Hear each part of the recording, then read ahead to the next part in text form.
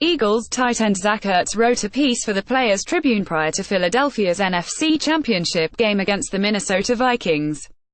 Ertz touches on a number of topics in the piece, but let's not kid ourselves here. The Carson Wentz story was clearly the best part. People think of Carson as this guy from out in the wilderness in North Dakota hunting wild boars or whatever it is they hunt up there. I wouldn't know, my mum wouldn't even let me shoot video game guns when I was a kid, but in reality, this dude is a football nerd. He's obsessed with film. I remember back in October, we were about to play Carolina on Thursday Night Football. We had a day off. Guys were tired. Short week. We did a simple walkthrough, and then everyone was just hanging out. I was outside the facility talking with Jordan Hicks. I get a call from Carson. He says, "Hey buddy, you around?" I'm like, "Yeah, what's up?" He says, "Come to the QB room real quick, I wanna show you something." I say, "Cool, sure." So I get to the film room, and Carson's sitting in there, looking like he's been in there for a while. He's got our last game up on the projector. Red zone stuff. I must have been in there 2 minutes. He says, "You see this?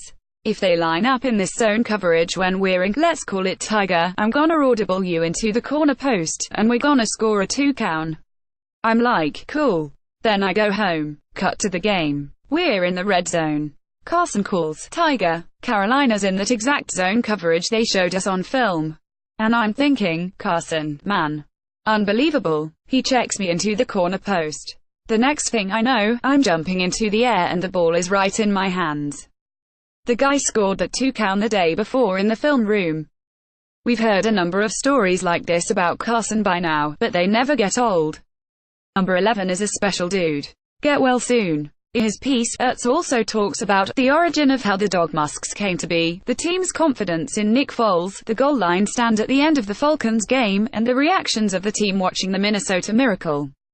But most importantly, of course, Ertz had a nice shout-out to Eagles fans. And if you don't believe in us, well, good. Our fans will definitely let us hear about it.